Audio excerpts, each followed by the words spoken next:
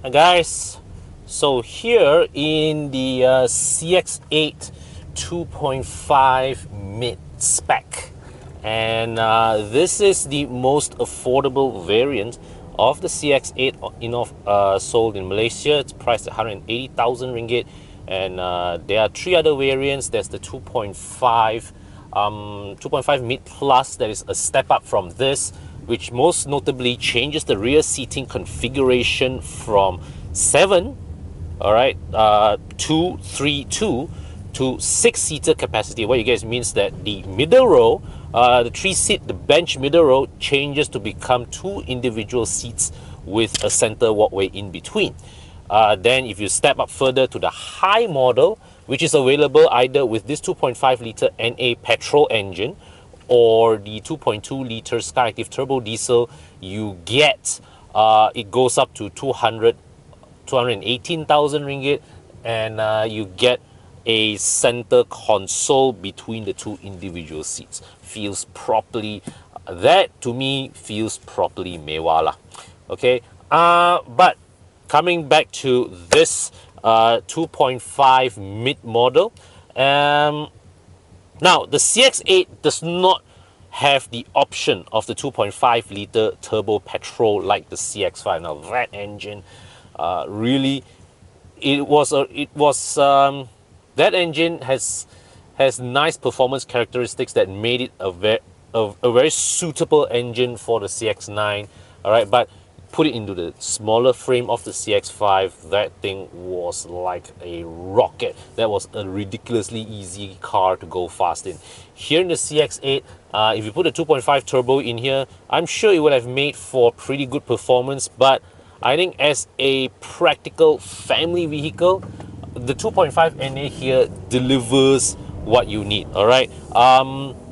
Of course, I always argue that in the case of large heavy vehicles like this, you really are better off with a diesel engine, because that gives you more effortless performance. You get to ride that wave of torque effortlessly on the highways. You can clock high speeds without needing to incur too much revs on the tachometer.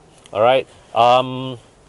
Then of course there's the fuel consumption concern, because the bigger your vehicle, the heavier your fuel consumption. So with a petrol engine, you will always have a fuel consumption penalty when you come to a car of this size. All right, it's either you take a small engine, overwork it, heavy consumption, or if you have a big engine, it's still heavy fuel consumption. So yeah, but in any case, this 2.5 is a well-balanced powertrain, and largely I would think would be the engine of choice for most of you guys. Okay, now the overall driving characteristics.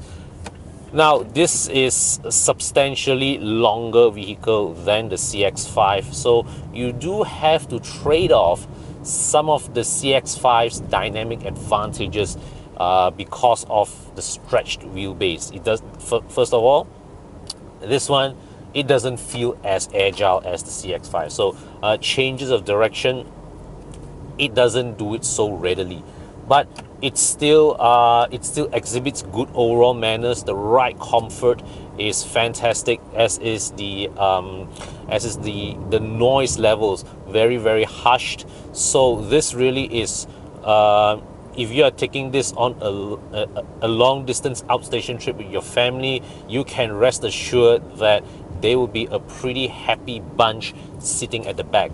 Maybe the third row is a bit cramped, but then again, right, there are no 7-seaters that offer you truly spacious third row accommodations. Most of them are cramped at the back anyways. The third row really is best left for short to medium distance travels. But then again, just now I was sitting at the back, I think the third row is okay for you to accommodate an adult for up to journeys of 50 kilometers. Okay, so if you need to take a lot of people back to your hometown in the festive period, be sure to take a lot of breaks. All right, so give those people seated at the back some breathing room. But overall, this is a very, the driving experience really, there is really nothing to complain about.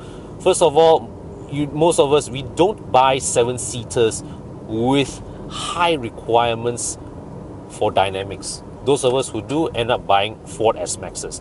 But if like most of the world, you buy a 7-seater for entirely practical considerations, this is good. Okay, the dynamics are good enough that this car will remain inherently stable in the event that you need to make emergency maneuvers. And that is really the extent of why 7-seaters still need a fair degree of good driving dynamics, but not so much to entertain, but to ensure that, you know, in those moments of emergency, you can steer yourself and your loved ones out of harm's way, just like that.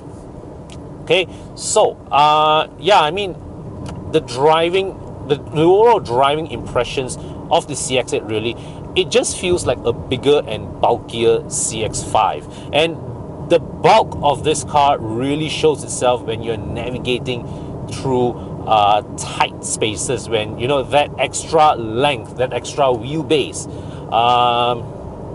yeah, you really feel it when you're trying to turn a tight corner. But overall, this is a very, I would say the overall dynamics of this car, very easy to live with, very pleasing.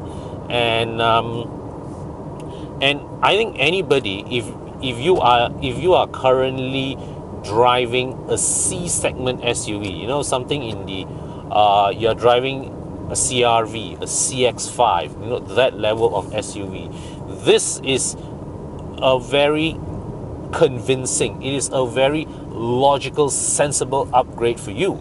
All right, especially if you are right now, you are on a CRV, but your family has grown to accept a third child perhaps, or you've just hired a maid, then this one, this is the car that allows you to put 2 child seats at the back, in the middle row or third row, however you arrange it, and still have comfortable space for a third child seat or a third adult. Price wise, all right, if you are already at that 150,000 price bracket, the 180,000 ringgit Mazda charges for this car, then it becomes, hey, it's not a big step up, it's not an unreasonable step up. Because think of it this way, if right now you are in a CRV, you want to step up to a 7-seater, an X-Trail, an Outlander is a sideways move. Okay, you're not really upgrading per se.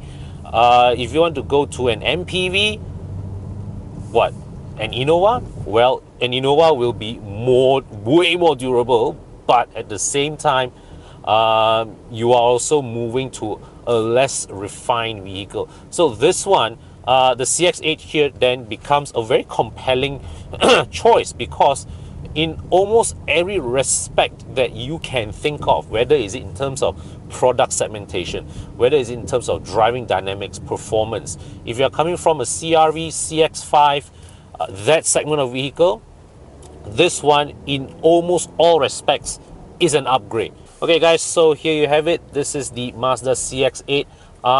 Really, even at this 2.5 liter mid-spec model, this is the most basic variant of the range. Even at this level, it is already, to me, a very highly recommended product. And yeah, if any of you guys, if you are coming from a 5-seater SUV or MPV, you're looking to for something to upgrade, you still want a decent level of driving dynamics and product stature, then this is it. This is yeah, an all-round excellent vehicle. No-brainer, absolutely no-brainer.